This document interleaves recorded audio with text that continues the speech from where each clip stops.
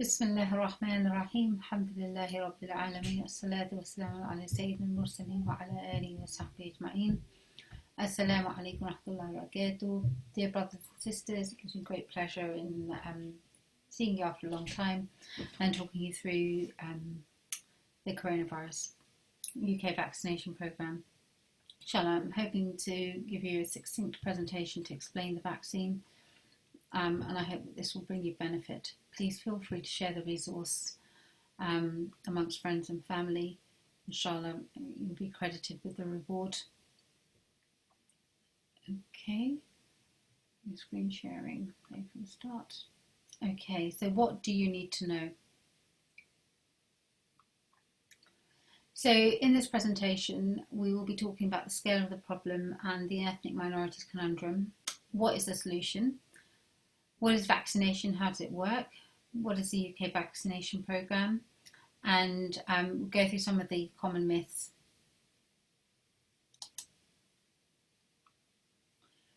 But before we do that, I just want to run through spiritual perspective on vaccination, because there's a lot of confusion and a lot of people actually going to imams and sheikhs and scholars and asking, is the vaccine allowed?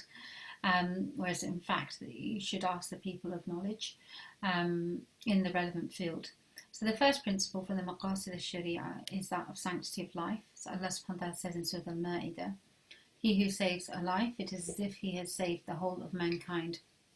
And the corollary is that he who takes a life, it is as though he's taken the life of the whole of mankind. So this is very, very important, because by getting vaccinated, we can save many, many lives. But by being irresponsible, by not engaging with the vaccination programme, by not keeping a social distance or wearing a mask, you could cause many people to suffer and ultimately lead to their death. The second principle is preventing other people from your harm. So the Messenger of Allah sallallahu alaihi wasallam said, the Muslim is the one from whose tongue and hand the people are safe, and the believer is the one from whom people's lives and wealth are safe. And this is in Sunan al-Nasa'i. And the key thing here is that actually this is not just about verbal harm and physical harm. This is the whole principle of not causing harm to others and wanting for others what you want for yourself. And that good character extends even to vaccination, really, because it's about the public interest over your own sort of ego. Ultimately, I mean, if the interesting example I find in the life of the Prophet ﷺ was that he would brush his teeth, or not go out if he'd had garlic or raw onions, or he would avoid eating those foods because he didn't want to harm people with bad breath. He didn't want to offend them. It's not in keeping with the character of the Prophet ﷺ to do that. And yet, the breath that we carry is a lot more toxic. It could kill people. It's a killer breath, because we don't even know if we're carrying COVID. And that would not be in keeping with the example of the Prophet ﷺ, where, we know that potentially we could harm other people. The third principle is that of seeking cure. And the Prophet ﷺ said, verily Allah subhanahu wa ta'ala sent down the disease and the cure.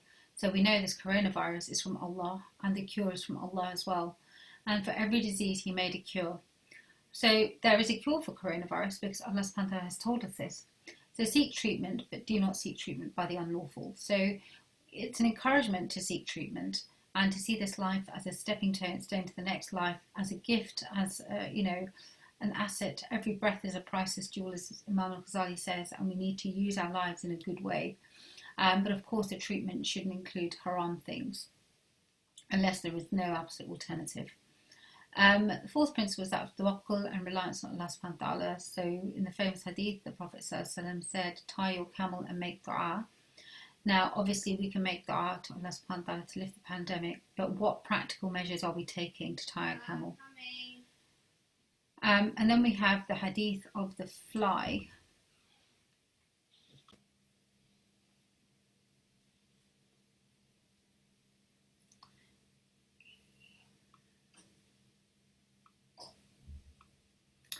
Okay, so from that point of view, we should make an effort to seek the cure. Tie a camel and make dua. Then the hadith of the fly, which I find particularly pertinent, There's a degree of cognitive dissonance here whereby we find it hard to understand how things work sometimes. So the Prophet ﷺ said, if a housefly falls in the drink of any one of you, he should dip it in the drink and take it out, for one of its wings has a disease and the other has a cure for the disease. And that's in Sahih Bukhari. Now, we know that this sounds absolutely absurd. However, by the same token, it's a bit like vaccination. Well, the virus causes a disease, but we are taking part of the spike protein, part of the virus, to actually find the cure. And lastly, there is a reward of the patient. So Allah subhanahu wa ta'ala has told us, and we will most certainly try you with something of fear and hunger and loss of property and lives and fruits, and give good news to the patient. Bashir as-sabirin. And the reward of patience is unlimited. In this scenario, the patient is in, dealing with death, dealing with illness, but also in compliance with things like masks and social distancing and things that protect us and protect other people from our harm. So a bit about the background of coronavirus. So in December 2019, there was a case of severe pneumonia in Wuhan in China, which was found to be due to the coronavirus SARS-CoV-2, which caused the illness COVID-19.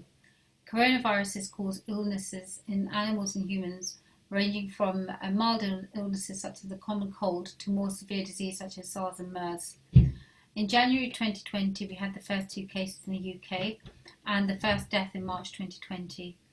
The World Health Organization declared a pandemic in March, and the first UK lockdown took place later that month.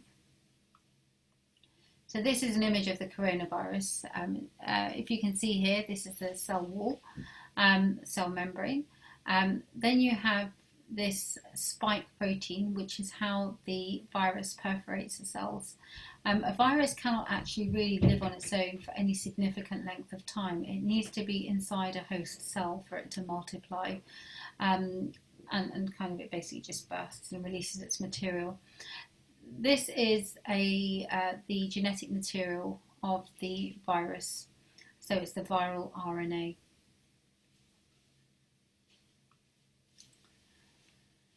So when you've been in contact with somebody with coronavirus, most people will develop symptoms between days 3 to 6, but it can take up to 11 days after that contact for the illness to show up.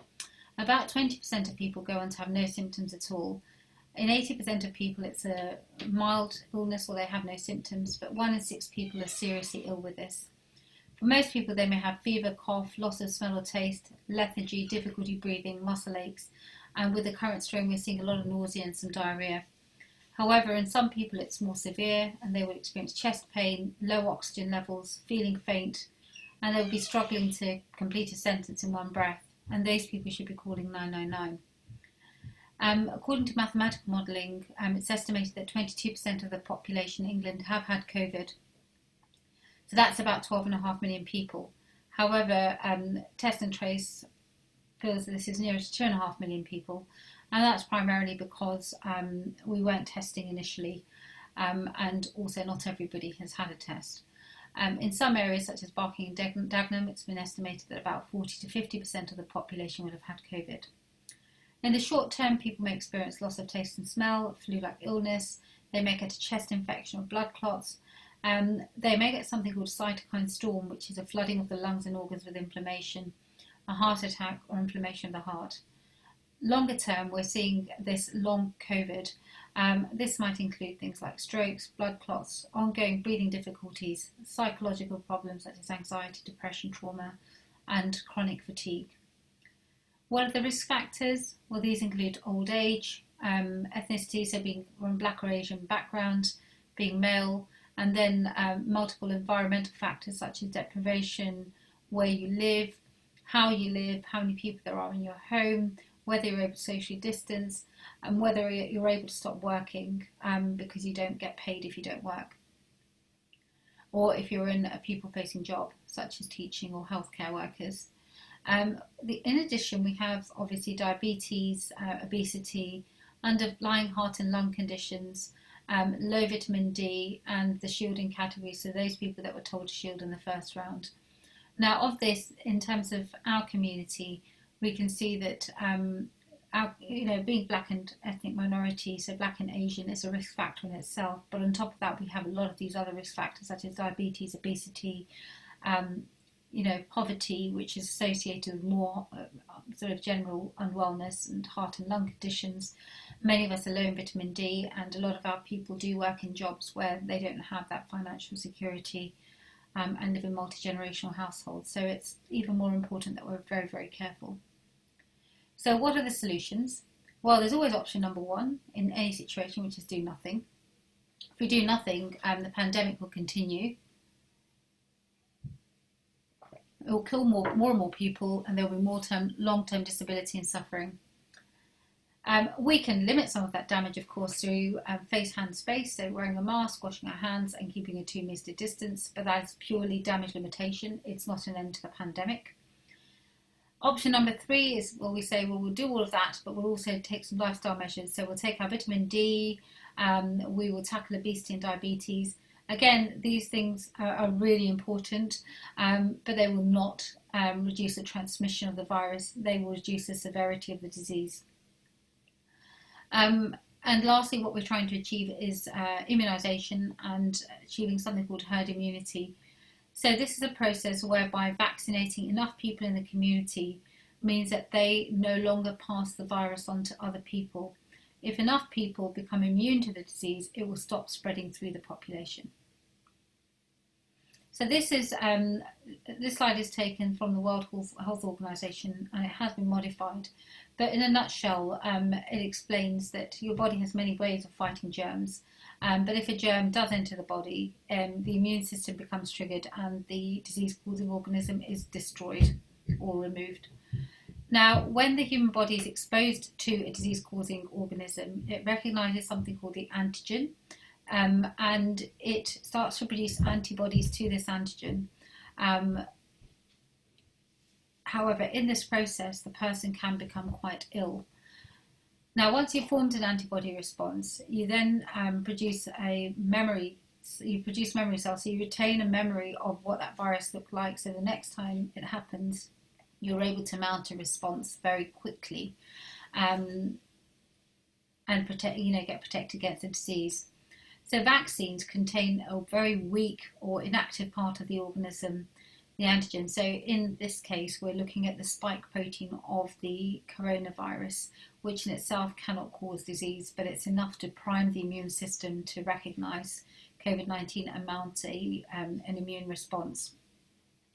The newer vaccines contain the blueprint for producing the antigens, which allows us to actually mass produce the vaccines very, very quickly, rather than the antigen itself. So this weakened version will not cause disease in the person receiving the vaccine, but will prompt their immune system to respond as it would have on its first reaction. A very good example of a successful vaccination program would be the polio vaccine, and we now know that, for example, Africa is polio-free. So in this diagram, you can see this is a schematic representation. This is the virus.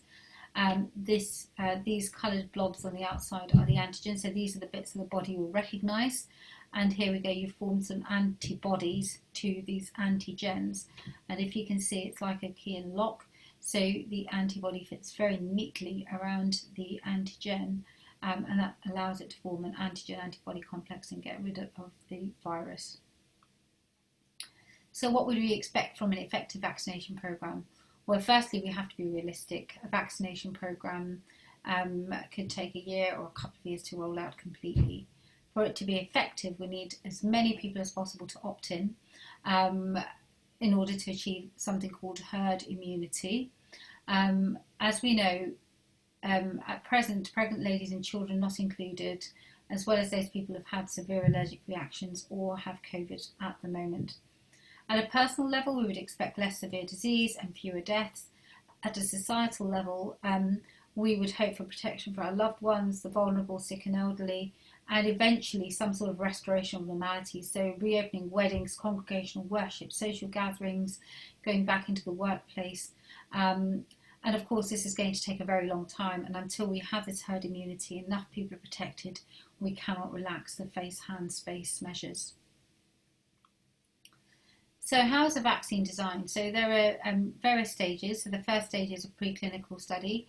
The preclinical studies, which will take place in animal models, test tubes and labs. At the second level, we have 3 phases of human studies. The first would be small scale. The next stage would be a trial in healthy volunteers. And the third stage is a more natural simulation with large scale studies. It usually takes 10 to 15 years to engineer a vaccine, to actually roll out a vaccine. The actual engineering of the vaccine is a very quick process, but it's usually the bureaucracy, the red tape, the funding, and the trials taking place one after the other that can affect the vaccine rollout. But in this case, what has happened is that all 3 phases of human studies have happened in parallel. Which means that that's cut out a lot of time. There's been a lot of funding, a lot of the bureaucracy has been removed, and this will probably be a blueprint for future vaccination development. Vaccines in the UK are regulated by the MHRA, which ensure that they are safe to be given. So there are 3 main types of vaccines being rolled out in the UK vaccination programme. The first is Pfizer. Pfizer codes for the messenger RNA, which I showed you on the coronavirus diagram. It codes for the spike protein, which leads to an antibody response. It's 2 doses. Initially it was 3 weeks apart, but now we're giving it 12 weeks apart to be able to vaccinate as many people as possible. It's 95% effective, but should not be given to people with severe allergy who carry an EpiPen. The next vaccine is the Oxford vaccine, the AstraZeneca. This is a different type of vaccine. It's based on a weakened chimp coronavirus, which contains the material for the spike protein. It's 70% effective and is not known to have any serious side effects. There are 2 doses 12 weeks apart, and it's currently being rolled out as well. The third vaccine, the Moderna, the UK government has bought 17 million doses. This will not be available until March 2021. It's very similar to the Pfizer vaccine in that it relies on the messenger RNA, so it's one of the newer types of vaccines, and it's very similar in its efficacy. The only difference is really that it's a bit easier to store than the Pfizer vaccine. There are other types of vaccines in the pipeline, but they are still under clinical trials. The UK government had aimed to vaccinate 15 million people by the 15th of February, and vaccination hubs are being set up across the country. What are the side effects of the Pfizer vaccine? So from highest to lowest, most people get a sore arm. I myself had a sore arm for 2 to 3 days. That's about 80%. About 50% will get fatigue, headache, muscle aches, and about 30% will get chills and joint pains. Most people notice side effects after their second dose rather than after the first dose. But there are no side effects here that are irreversible or long-lasting or damaging or harmful.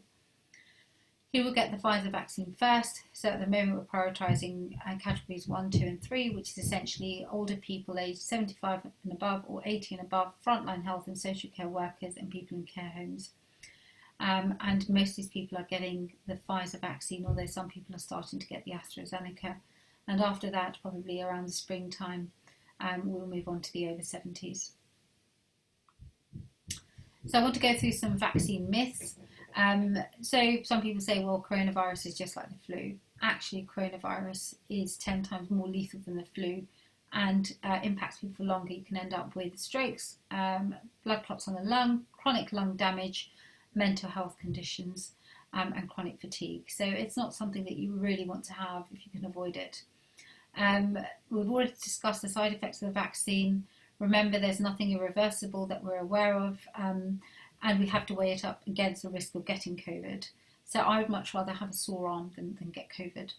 At the time that the vaccine was being rolled out, at the time that COVID was presenting in China, the 5G signal was being rolled out in Wuhan. However, these 2 things are a coincidence and there is no link between 5G and coronavirus.